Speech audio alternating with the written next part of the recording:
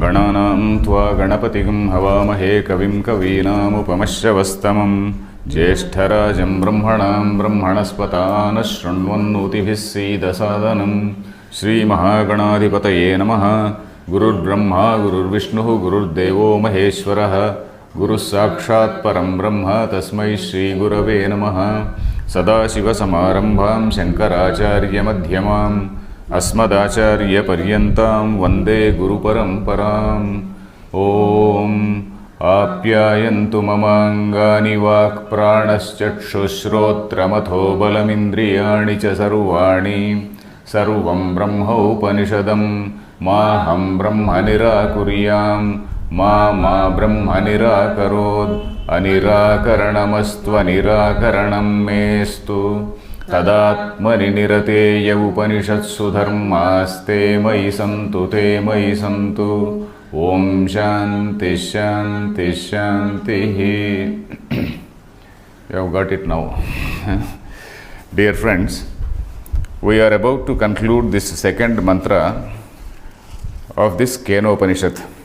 Second mantra was talking about Chakshusha Shrotrasya Shrotram Manaso Manoyad Vachoha Vacham Savu Pranasya Pranaha Chakshushaschakshuhu Atimuchya Dhiraha Pretyasmallokad Amrta Bhavanti.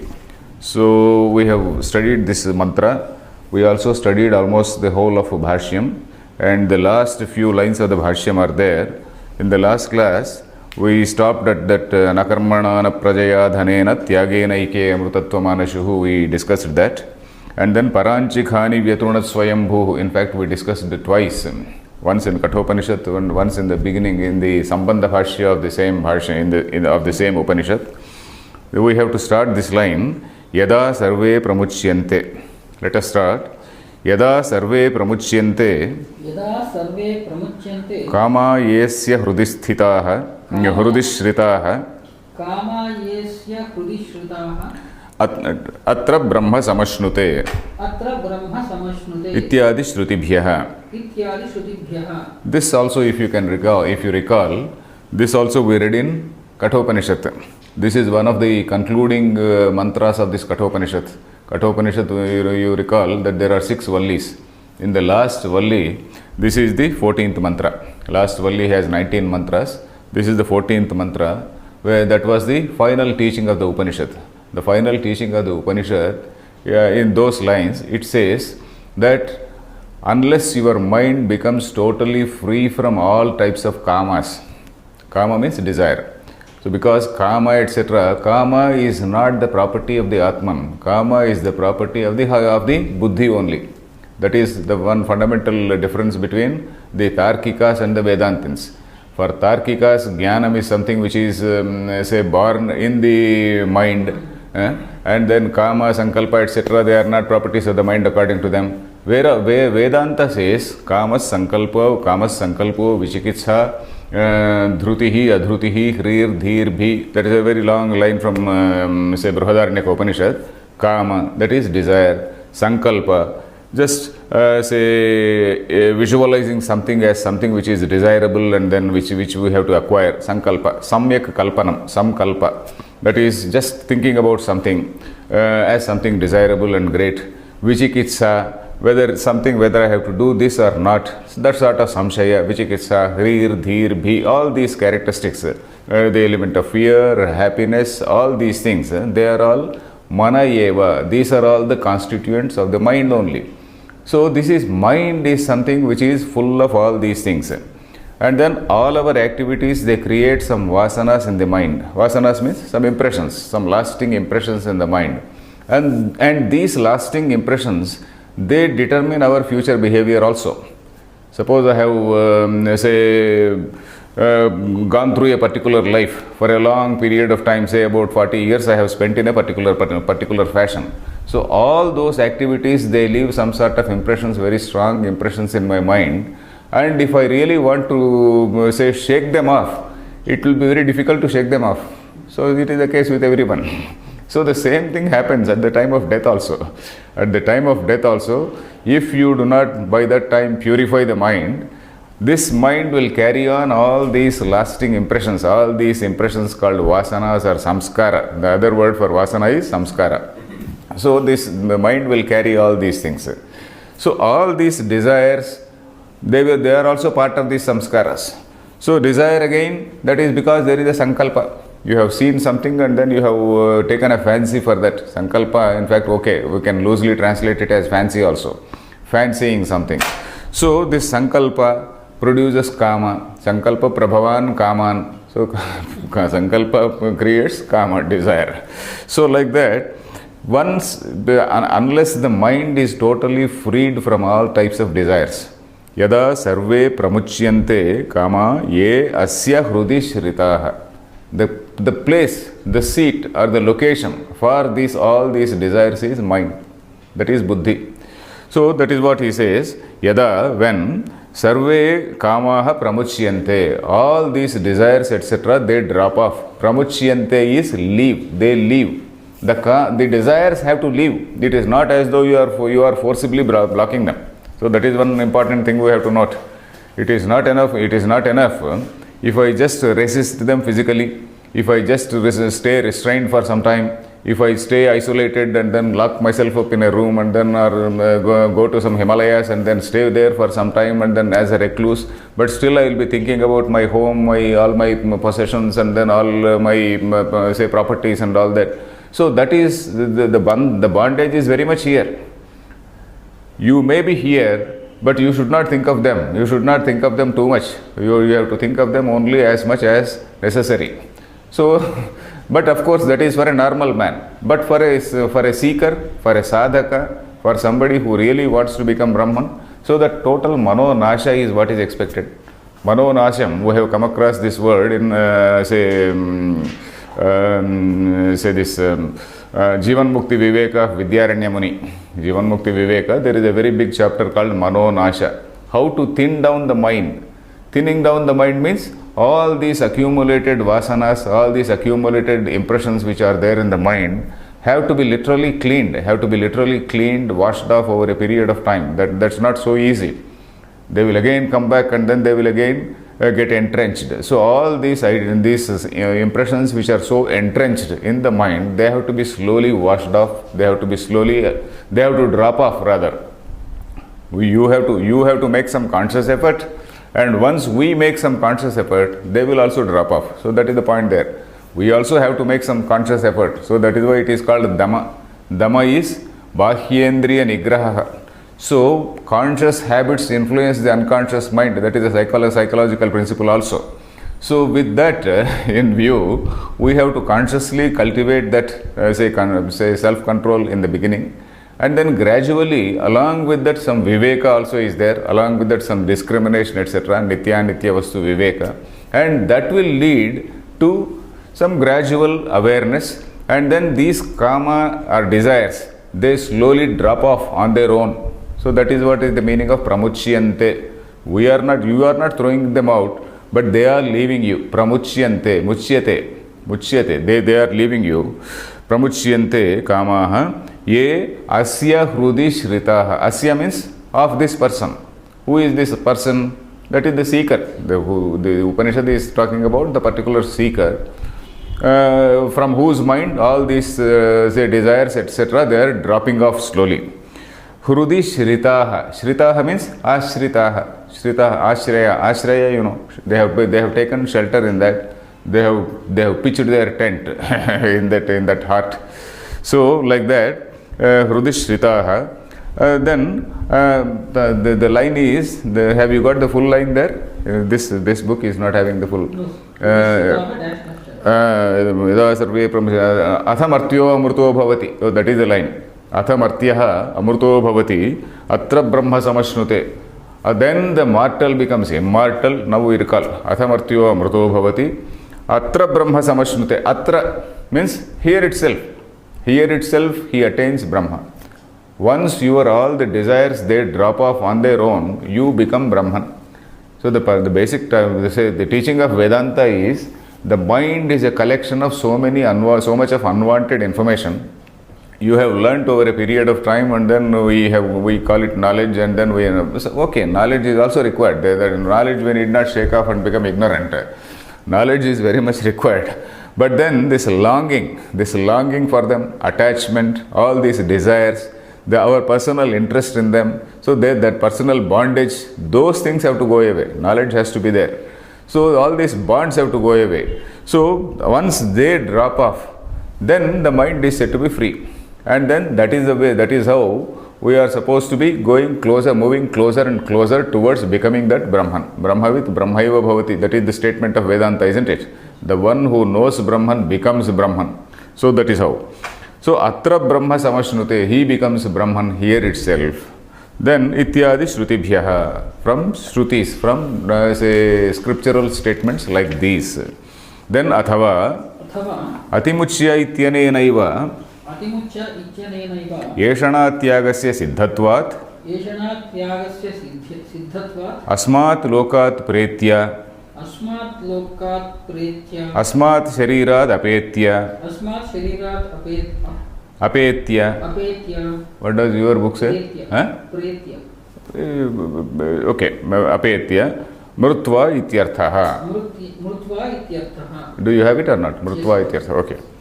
Okay. Then he says, now in the last class also we were seeing, for the word Atimuchya, for Pretya, there are two meanings which are given.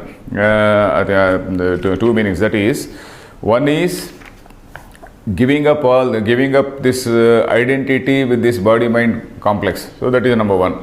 Number two is having left the body, having departed. So that is what we have seen. So here the Athava, he is also giving the second meaning. The first meaning is, that is giving up the body, giving up identification with this body-mind complex. In the last class we saw, Shrotradau Atma Bhavam Parityajya.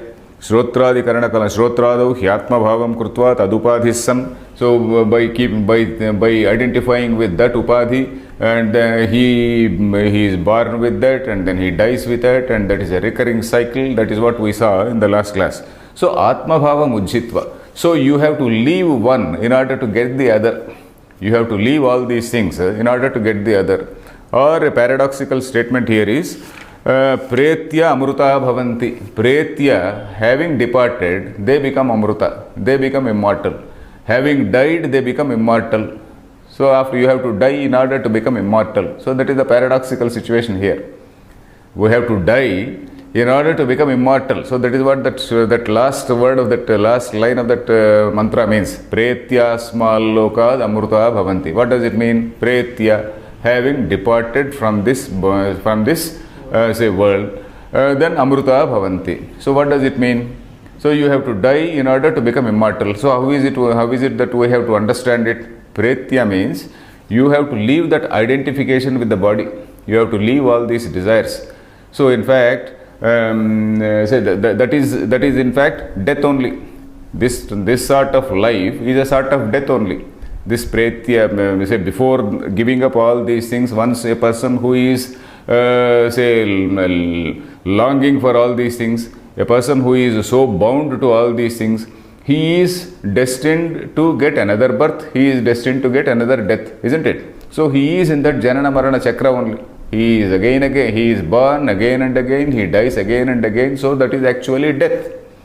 So once you know what you are, once you leave that attachment with the body-mind complex, once you realize that you are that supreme reality, then you attain that immortality. The body may die, the death is only for the body.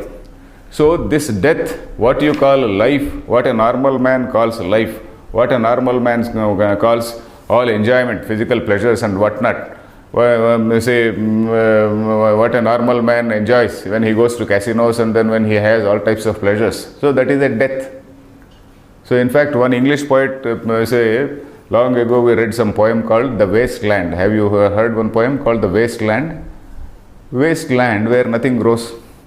Wasteland, it is a wasted land. That means it is a spiritually wasteland. This life, what we are leading, is a spiritual wasteland where there is no hope of immortality. That symbol of wasteland, like our kshetra. Land is Kshetram only, isn't it? So that Kshetram only, that image is taken there and it is written as the wasteland. It is written by a poet called T.S. Eliot, who was there in 1920. He probably wrote it sometime in 1920s, and he got a Nobel Prize also. He is a Nobel laureate in literature. So there he talks about the life in death and death in life. Life in death and death in life. So when you say that somebody is alive, he is not actually alive and kicking. He is actually dead, because he is not doing anything for his spiritual ennoblement, for his spiritual upliftment. You follow that? Unless you do something for your spiritual upliftment, for some say any endeavor for that spiritual quest, unless it is not there, a person is as good as dead. It is death in life. And life in death is once pretya amruta bhavanti. Once you realize that, say that your real self, then you become amruta. So T.S. Eliot was one man who was also influenced by this Upanishadic teaching. T.S. Eliot, and then there is another poet called W.B. Yeats. So these two people were very great friends of Rabindranath Tagore. Tagore also got a Nobel Prize. W.B. Yeats also got a Nobel Prize for literature. So all these people, they were deeply influenced by the Upanishadic thought. And in fact, if we see some of the poems of the same poet whom I am mentioning, the T.S. Eliot, unless you have a background in Vedanta, you cannot understand. Unless you have some background in Vedanta about the concept of time, particularly this concept of time is something which is discussed in another long poem called Four Quartets. It is in four parts. The poem's name is Four Quartets. So there is a big discussion on time. What is time? So unless you read Vedanta, you will not understand T.S. Eliot. It is like that. So anyway, the English people at that time, they liked it, and then he also got a Nobel Prize for that anyway. So that is what is that death in life and life in death situation. So here you have to die in order to become immortal. So that is what is the meaning of pretya, that is having departed from this body.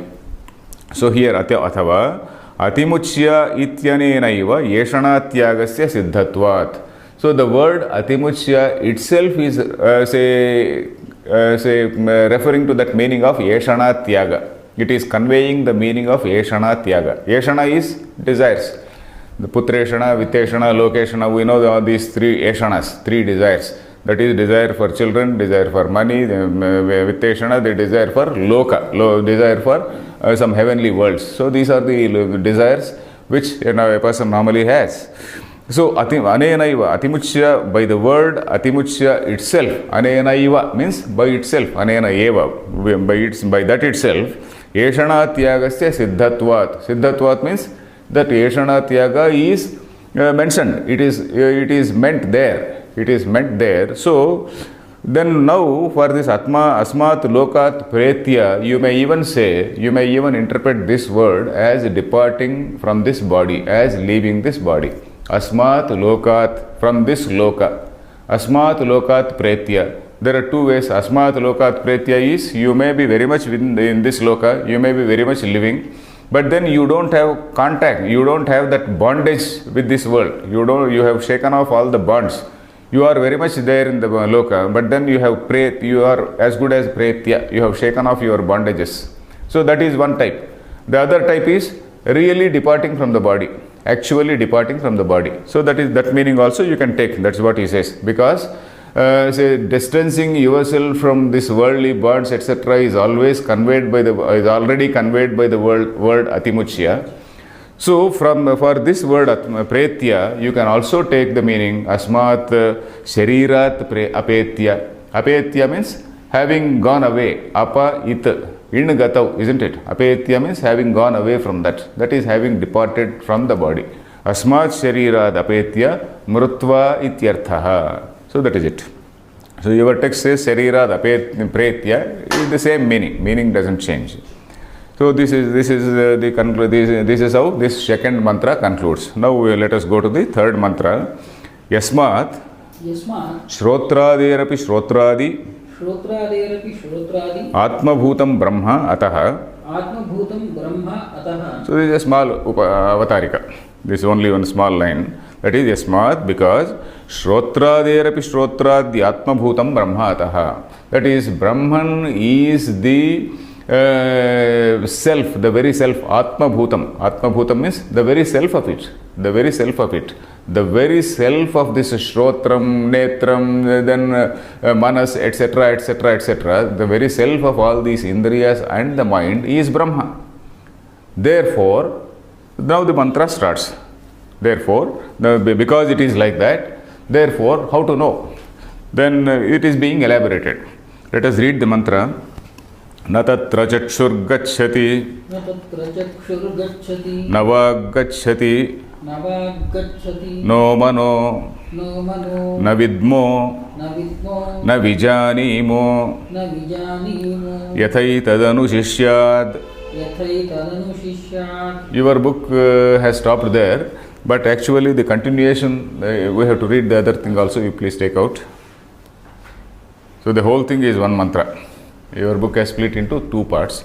Anyadeva tadviditat, अन्यदेव तद्विदितात् atho aviditadadhi, अथो अविदितादधि iti shushruma purvesham, इति शुश्रुमपूर्वेषाम् yenastadvyachachakshire. येनस्तद्व्याचचक्षिरे. Okay, there are some swaras in this. I have not say taken those swaras because we may not be perfect in these swaras. Our interest is in knowing the meaning of the shloka, understanding the meaning of the shloka. There is Udatta Swara, and then Dirgha Swara also is there. That's for example, Dirgha Swara is there on Anushishya, Yathai Tad Anushishya, something like that is there. I just saw that notation, but then we need not go into that. So here, let us see this mantra. So here, what does it say? Na tatra chakshur gacchati. Chashuhu. Chashu is eye. Eye means when you refer to the eye, you are also referring to all the sense organs. Chashu, Shrotra, Jihva, Ghrana, Netra, all the 5 sense organs you refer. So, na tatra. Tatra means there. What is this there? In the case of this Atman, after all, we are not going anywhere. We are not seeking some Brahman outside. We are not seeking something outside. We are now trying to know what we are, isn't it? The whole exercise is about trying to know what you are. The very first mantra said, Keneshitam patati preshitam manaha, Kena pranah prathamah praiti yuktaha, isn't it? By whom impelled? This thing is jumping around these objects, jumping around all these objects. Patati. Patati means actually falling. Actually it is jumping on these objects, isn't it? Patati preshitam manaha. So like that, we are now talking about what exactly is it behind you? Who is the real me? So that is the question, isn't it? So, na tatra, when you say tatra, you are not referring to some heaven. You are not referring to some heaven where some Brahman is sitting and then where your eye is not able to go, etc. We are only referring to ourselves.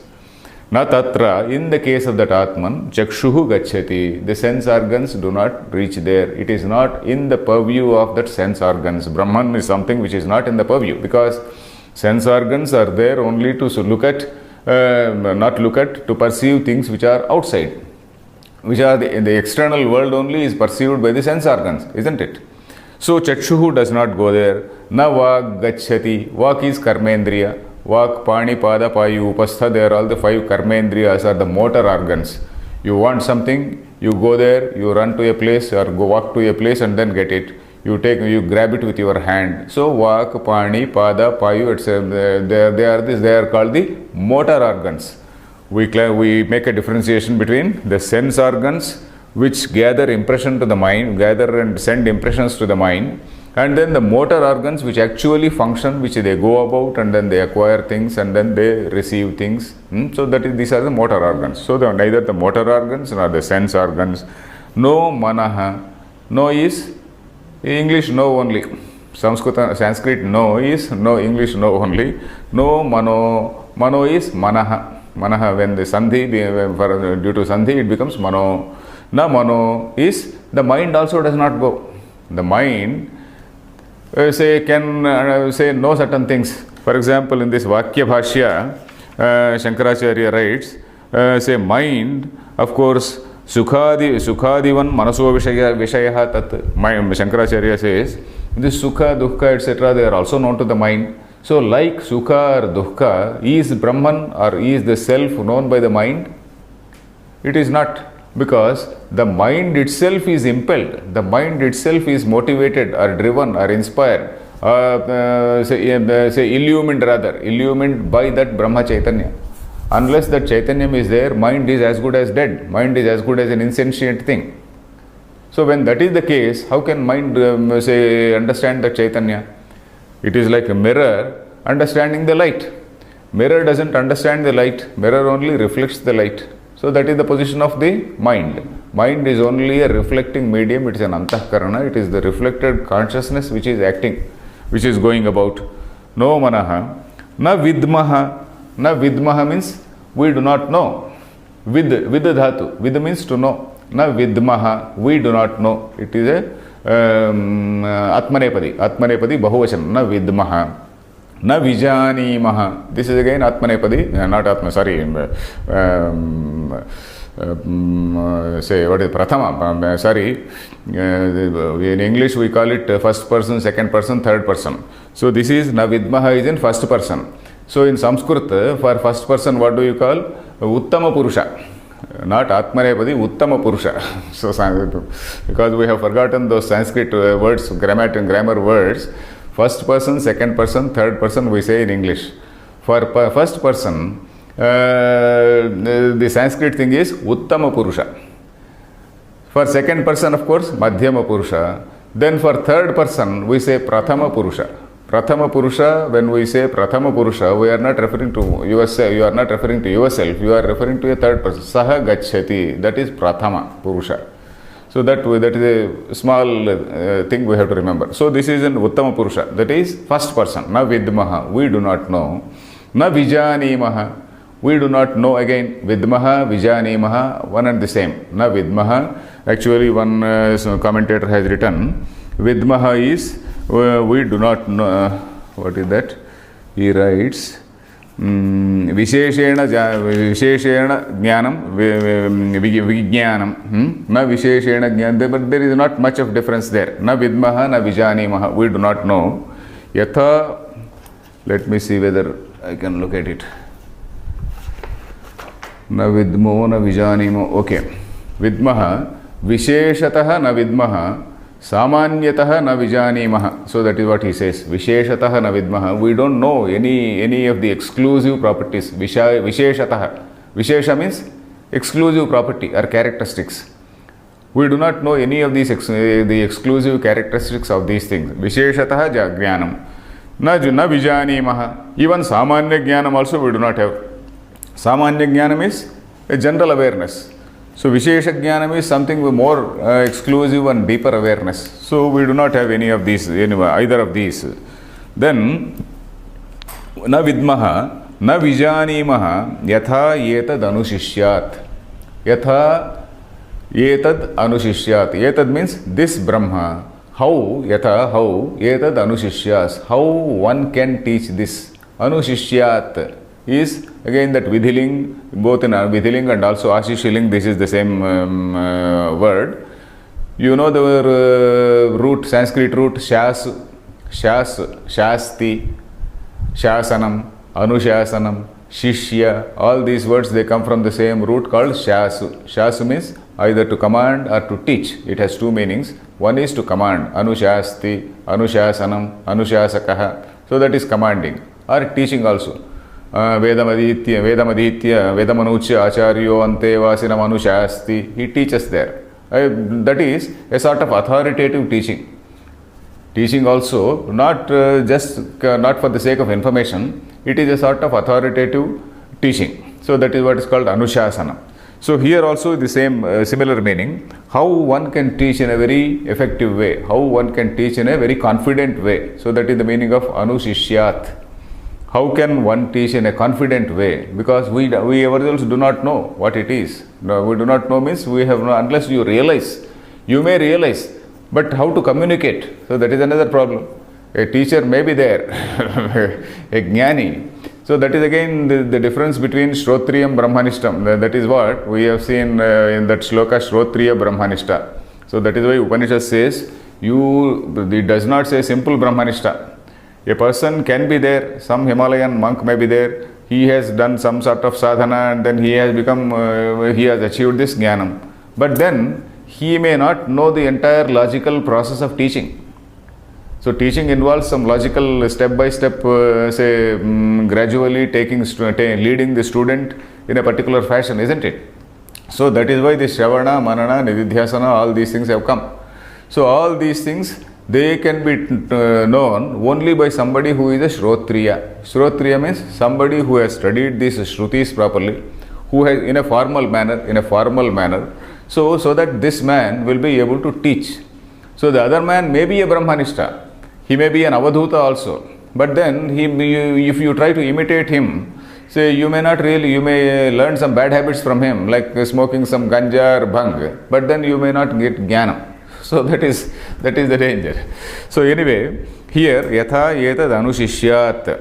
This is shishya, shas dhatu. It means that is teaching. Shasu, the teach. Shasu anusishtau, that is the root. That is Sanskrit root is shasu. Shasu, to teach in a very firm manner. That is to teach in a very assertive manner or confident manner. Yatha etad anushishyat, because anyadeva tad viditat. Tat means tat Brahma. Viditat anyadeva. Viditat, from what is known, it is anyat eva. It is something different from what is known. Viditat anyat eva. What is known? You are seeing the whole world. Whole world you are able to see with your senses and understand with your mind, analyze with your mind, buddhi, intellect and all these tools. So all these tools, they can comprehend the whole world. This is which is called vidita. There is another word called for vidita is vyakruta. Have you seen this word vyakruta and avyakruta? We have come across in Kenopanishad Bhashya also. So vyakruta means something which is seen. Okay, let us not go to vyakruta, avyakruta. Let us see only vidita, avidita. Vidita is something which is seen, which is known, this whole universe which is cognizable by the senses. Then, anyadeva tad viditat. It is something which is apart from that. Anyadeva, it is something different, distinct from that. Atho, like atha then, and also, aviditat adhi. Adhi means above. It is above that avidita also. Aviditat adhi. It is above that avidita also. What is that avidita? Avidita is that avyakruta, or what you call maya. So this is what is this whole universe is something which is a manifestation from that maya, from that avyakruta. So that avyakruta or unmanifest, we have come across these words manifest and unmanifest, isn't it? What the world which we see is the manifested world. That okay, these are simpler words. Let us take it as manifested and unmanifested. I will also note so that I don't forget.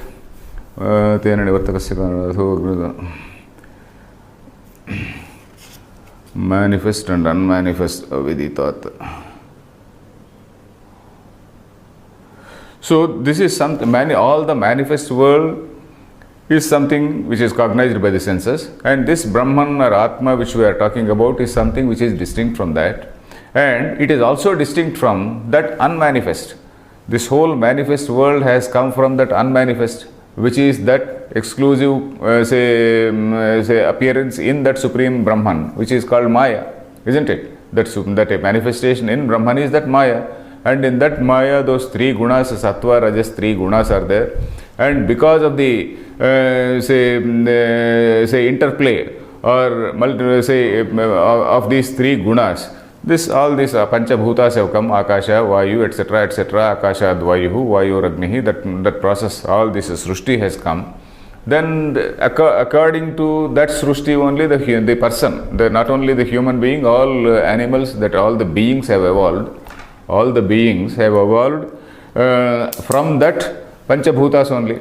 Panchabhuta, there is a grass form which is there in the form of some hill, some tree, some stone, etc. In a more subtle form, it is there in the form of the animal. It is there in the form of an ant. It is there in the form of an elephant. It is there in the form of a human being. The human being is nothing but a mixture of 5 elements. A subtle form of 5 elements is this human being, isn't it? All animals also. You take a lion, It is again the formation of this Panchabhutas, the 5 elements. You take a donkey or anything, it is an element, it is made of these 5 elements only. The same senses, maybe in a more pronounced way, more effective way it may be having. So anyway, these are the 5 senses, again they corresponding to the 5 elements. So all these things we have seen. So all this is the manifested world or a manifest world. So avidita is, all these things have come from that, say what is called ajnana or maya. So that maya is the aviditam, that which is not known. The literal meaning of avidita is with. With we know, the root with is to know. The same root which gives the word Veda. With is the same root which gives the word Veda. Vidita is manifest, avidita is unmanifest, which is called ajnanam or maya. So this Brahman or Atma which we are talking about is something which is beyond that maya. Avidita adhi. Adhi means above. Above means it transcends that maya. Then iti shushruma purvesham. Iti shushruma, we hear. This again we have come back to this Uttama Purusha, that is first person. Shushruma. Vayam shushrumaha. Shushruma. That is we listen. That is we have come to know. We hear about it. We hear like that. How? Purvesham. Purvesham means that is the elders. Elders or the ancients. So this is something, this is a jnana, this jnana is a parampara, this jnana tradition. This jnana tradition has been coming on for a long time. So that is what it means. It is not as though suddenly somebody is teaching something. This knowledge has come in a parampara. This knowledge has come in a tradition from our ancients. So that is what it means.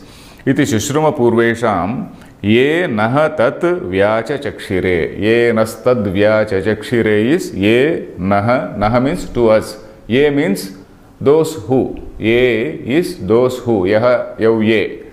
Kaha kauke, something like that. Ye, those who, naha, to us, vyacha chakshire. Vyacha chakshire means who taught us. Those who taught us. Those who vyakhyatavantaha. Vyakhyatavantaha means those who explained this Brahma to us. Those who explained it to us. This is again chakshire. This root word is chakshin. Chakshin, the root is to say very, very clearly.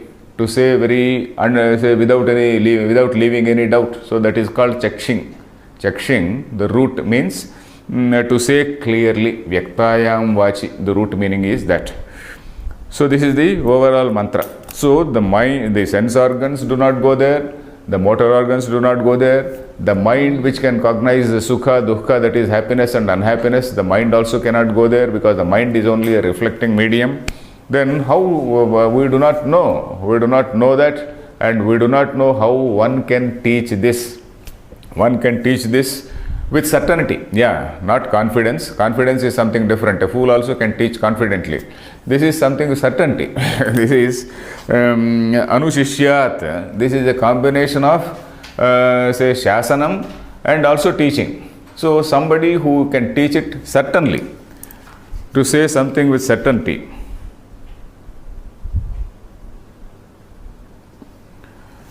So we do not know how one can teach this with some certainty. Then because anyadeva tadviditat, it is something which is just like different from what is known. It is different from what is not known. That is avidita. That is the karanam for this jagat. The whole jagat is the karyam. This is the effect, isn't it? There is a karanam for that. That karanam is that maya, which is a manifestation in that Brahman. So that maya is called the unmanifest or avyakta or aviditam. Avidita and avyakta are one and the same. So then, iti shushruma purvesham. This is what is the jnana tradition which has come to us from our ancients. Ye naha tad vyacha chakshire. Those who taught us, those who told about this with certainty. So that is what is the mantra. So let us see the bhashyam. Na tatra tasmin brahmani. Na tatra tasmin brahmani. Chakshuhu gacchati. Chakshuhu gacchati. Swatmani gamana asambhavat. Swatmani gamana asambhavat. So there is some reason also given by Shankaracharya. Na tatra. Tatra, again he is explaining what is that tatra. Tasmin brahmani. Tasmin brahmani chakshuhu gacchati. Into that Brahma. Chakshuhu na gacchati. The eye cannot go there. Why? Swatmani gamana asambhavat. In one's own self, swa atma. Swa atmani means in one's own self. This gamana asambhavat. Gamana, where is this gamanam? So we have seen this gamanam, where is gamanam? Gamanam is movement. Gamana asambhavat. Where is this movement? Movement is there only when you see diversity.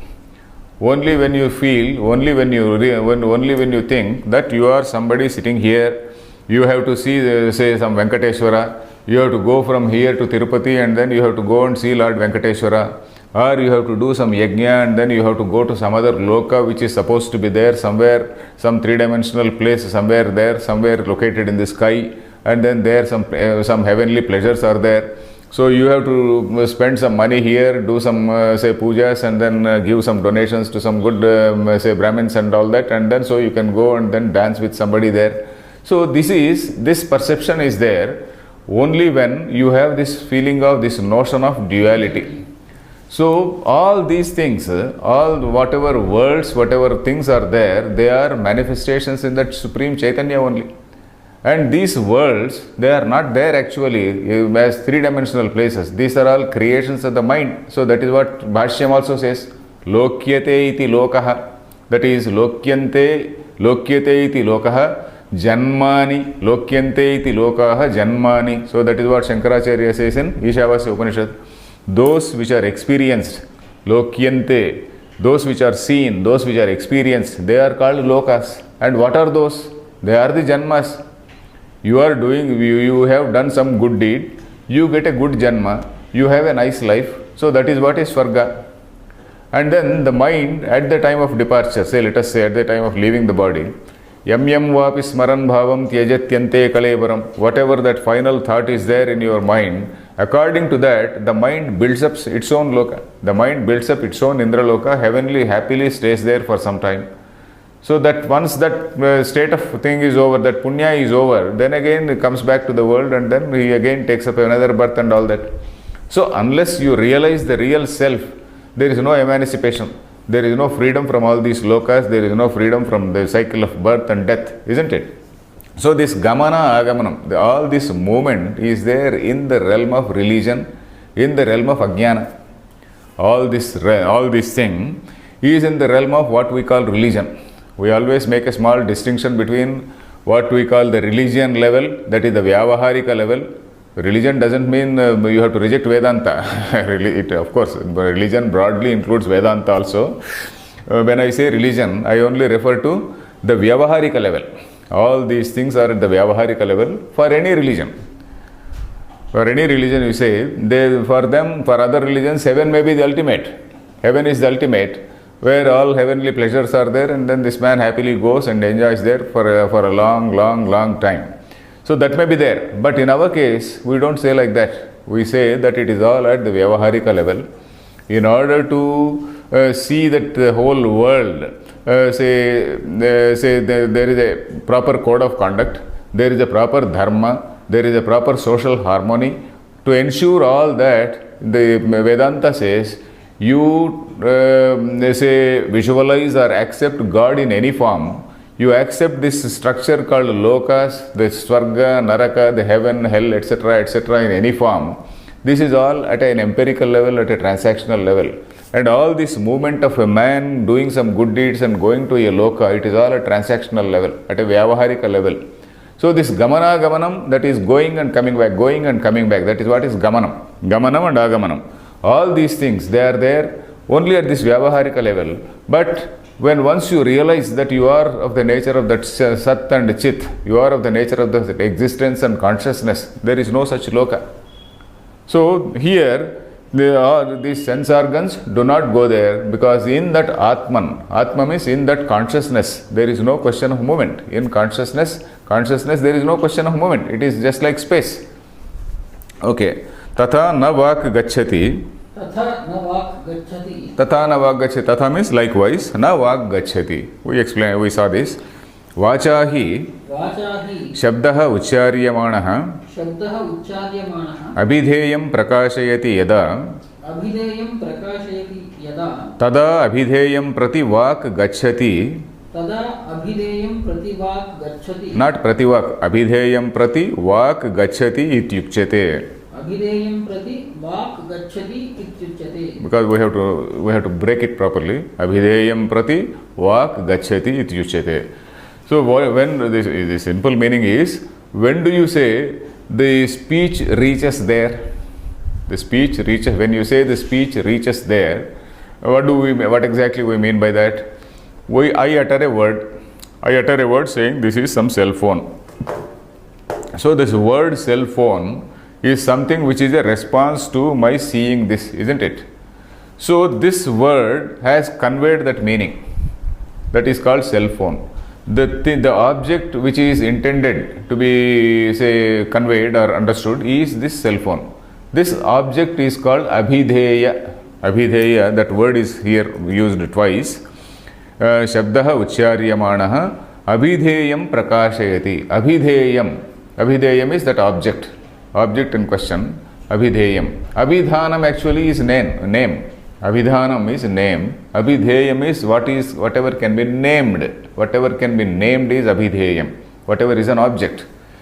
So this abhideyam prakashayati. Prakashayati means it indicates. Prakasham doesn't mean illumining. Prakasha, whenever the word prakasha comes in Vedanta, we should not imagine in terms of some torchlight and light and whatnot. Prakasha means it is not indicating or suggesting, it is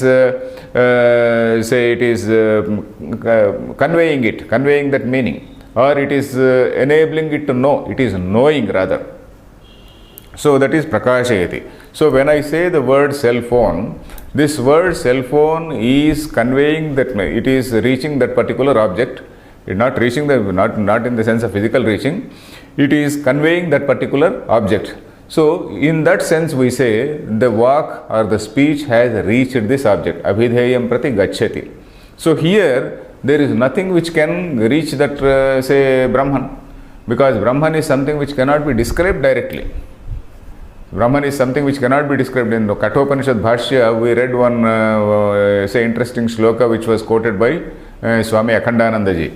That is, Yatravashad Vyapakata Hatate. Do you recall it? Okay, I can repeat, because for the listeners of Kena Upanishad, there is suppose you think that God is not here, God is there only in some Kashi or Tirupati or some such place, or Rameshwaram. So you go for an yatra. What exactly does it mean? When you go to yatra thinking that God is not here, God is there only, and then if you feel like that, then you are actually insulting God. God has that supreme thing is everywhere. Supreme thing is in you, and in fact the Vedanta says it is you who are that, not in you, it is you who are that. So when you say that God is there somewhere else only, then yatra vashad vyapakata hata. I am actually insulting, I am actually hurting your vyapakata. Then stotrena vachah parata hatate. By say composing some poems, by composing all types of prayers, by composing all hymns, etc. Hymn is HYMN, hymn. By composing all these hymns, I am again insulting you, because you cannot be brought into the world, into the say purview of all this terminology, all this say whatever lexicon, whatever dictionary you have, whatever all the words you have in the dictionary, they cannot describe. So I want to bring you into the purview of these words. So you cannot be brought in the purview of these words. So I am actually insulting you by trying to bring you in the purview of words. So that is stotrena vachah parata hatate. Then dhyanena chetah parata hatate. Dhyanena, I am sitting on trying to do contemplation, and then I am trying to visualize that Supreme Brahman. By doing this is something which is beyond the mind also, because the mind itself is something which is impelled by that. So by trying to assess you, by trying to know you as an object, by trying to know you as an object, or by trying to assess you, I am actually insulting you. Dhyanena chetah parata. Chetah parata means that which transcends the chetas. Chetas is mind. Chetah parata. That it transcends the mind, I am actually insulting that. So that is what it is. Then Shamasva Shambho Trividha Paradhan. Hey Shambho, O Lord. Shambho does not mean only Shiva. It refers to the Supreme Brahman. Whenever in Vedanta, whenever you say Hey Vishnu, Hey Shambho, it does not refer only to either Shambhu or Vishnu. It refers to the Supreme Brahman. So like that, here Vak Gachati. Vak Gachati means you can capture it by words. That is another way of saying. You can capture it by words. You can capture it by a definition. So this is Brahman is something which cannot be captured by any such definition. So that is what it means. Na Vak Gachati. When an abhidheyam, when an abhidhanam is illuminating an abhidheyam, when an abhidhanam is conveying the meaning of that conveying that abhidheyam, then you can say it is going. So that is what is written here. Vacha hi shabdaha uchyaryamanaha. Shabdaha uchyaryamanaha means shabdaha a word, uchyaryamanaha that which is being uttered, that which is being uttered. Abhidheyam prakashayati yada, when it illumines a particular object, when it conveys a particular abhidheyam. Abhidheyam is object. Then tada means then, abhidheyam prati vak gachati. So towards that, abhidheyam prati means towards that object, vak gachati. The speech goes. The speech actually captures it by words. So that is what it means. You followed it? It's just a figurative way of saying. Vak gachati ityuchyate tasya cha shabdasya tan nivartakasya cha karanasya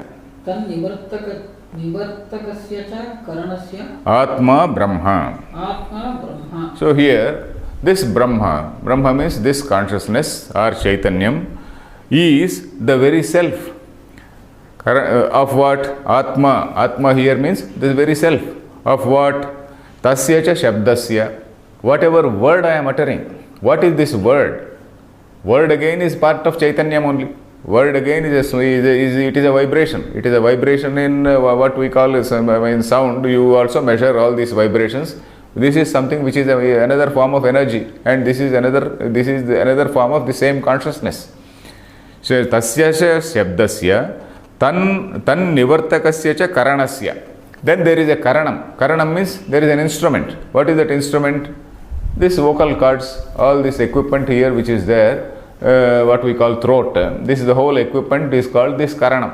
This speech is the karanam, isn't it? This vagindriyam, let us say vagindriyam, that is the organ of speech. The whole this vocal cords and all these things put together, and also mouth. Without mouth, how can you? Vocal cords alone cannot produce. So the mouth, the tongue, the palate, the soft palate, the hard palate, and all these things, the whole equipment. So this karanasya cha. That is the nivartakam. Nirvartakam is that which executes that word. Nirvartakam. Tan nirvartakasya karanasya. Nirvartakam. Nirvartanam, you know. Nirvartanam is karyam nirvartanam. Karya nirvahaka. They say karya nirvahaka. Something like an executive officer. So here executing an action. This tan nirvartakasya cha karanasya. Nirvartakam is something which executes. You may note down that which executes. Tan nirvartakasya cha karanasya, of that instrument which actually executes that word or which utters that word, the very soul of it, not soul, the very self of it is Brahman. That is that Chaitanyam. Is it clear? Ataha na vak gachati yatha agnir dahakaha prakashakaschapi san nahi atmanam prakashayati dahati va tadvat. So the common example which is given is about fire. There is a fire ball. You take an ayah-pinda, that is an iron ball. You heat it up, and of course it need not be iron ball. It can only be some fire. So there is a fire. Fire gives two things. One is heat and also light. Fire burns. It of course gives light. So yatha agnihi dahakaha prakashakaschapi san. Dahakaha means that which dahati. Dahati iti dahakaha. That which burns is dahaka. That which burns. And also prakashakaha. That which illumines. Prakasha is illumination, isn't it? Prakashakaha means that which illumines. So Agni is both, fire is something which is a heater and also an illuminer. A heater and an illuminer, let us say. Even though though it is like that, Prakashakaschapi sun. Prakashakaschapi sun means even though it is like that, Nahi Atmanam Prakashayati Dahativa Tadvat. It does not burn itself. It does not burn itself. It does not illuminate itself. The very nature of fire is illumination. The very nature of fire is that heat, isn't it? So that heat and light are the very nature of that, and then it does not heat itself up, it does not burn itself, it does not illuminate itself. So Tadvat means like that. Then no manaha, manascha anyasya sankalpaitru adhyavasayitru cha sad na atmanam sankalpayati adhyavasyati cha tasyapi brahma atma iti. So no manaha, not the mind. The meaning is not the mind. Why? Tasyapi brahma atma iti. The last words, you come to that last word. Tasyapi brahma atma iti. Tasyapi atma brahma iti. It is because the very self of that mind is also this Brahma. Atma, here the word Atma has to be taken, here in all this context we have to take it as the very self. Tasyapi Brahma Atmeti means Tasyapi Atma Brahma Eva. That is, of that mind also, the very self of that mind is this consciousness called Supreme Brahman. So that is the meaning. So in between he has given the definition of manas, or what are the activities of manas, and all these activities of manas cannot reach out to that Brahman. So that is what it is there. No manaha, manascha means the mind, and the mind, anyasya sankalpaitru adhyavasayitru cha sad. The mind is only thinking of something else. The mind does not think about himself. The mind cannot conceive of himself, of itself.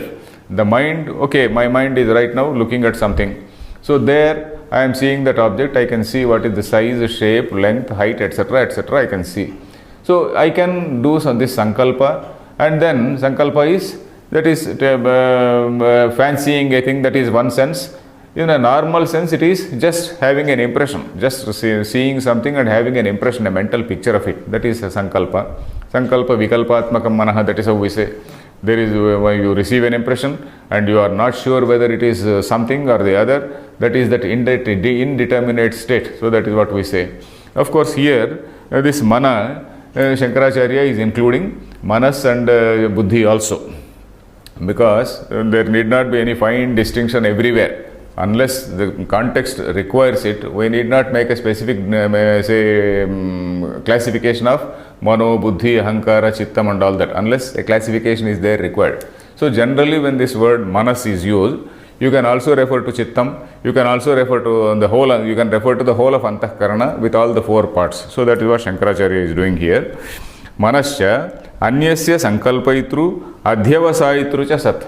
So normal case, what we say, vyavasayatmika, adhyavasayatmika buddhi. Buddhi, you call that level as buddhi. Just by recalling and not recalling, just receiving an impression is that level of mind, manas, and deciding, yes, this is what is this, and this is what I like or dislike. That is adhyavasaya, some determination, or some sort of confirmation, a confirmed view. So that level is called buddhi. That is the level called intellect. So here Shankaracharya is giving both the meanings here. Sankalpaitru. Sankalpaitru is sankalpaita. Prathama vibhakti we say sankalpaita. Sankalpaitru is pratipadika word. You know the pratipadika word. Pitru is the pratipadika word. Pita is the prathama ekavachanam. So pitru shabdaha, rakaranta pumlingaha, pitru shabdaha, that's what we say, isn't it? So that pitru, like sankalpaitru, like pitru, it is sankalpaitru. Sankalpaita means that which indulges in this sankalpa, that which does this sankalpa, that is that which receives that impression and keeps it in the mind. Then adhyavasayitru means adhyavasayita, that is that which decides as to what it is. Adhyavasayita, that is that which decides what it is. Adhyavasaya. This sankalpa and adhyavasaya are functions of the mind. Though it is, the mind is like that, that is what this line says. Anyasya sankalpaitru adhyavasayitru cha sad. It is only doing the sankalpa and adhyavasaya in the case of an external object, not on itself. In the case of an external object, it is capable of doing. Adhyavasayitru cha sad. Na atmanam sankalpayati adhyavasyati cha. It does not visualize itself. It does not assess itself. It cannot understand itself. The mind is only a reflecting medium. It is receiving some illumination from outside. It does not understand or analyze itself. It is only analyzing the external objects. No manaha tasyapi brahma atmeti. Tasyapi atma. Of that mind also, the very self of that mind is Brahman. Is the time over? Then we will see in the next class. Is the time? Okay. Okay, time is over. Om Purnamadah Purnamidam Purnat Purnamudachyate Purnasya Purnamadaya Purnameva Avashishyate. Om Shanti Shanti Shantihi.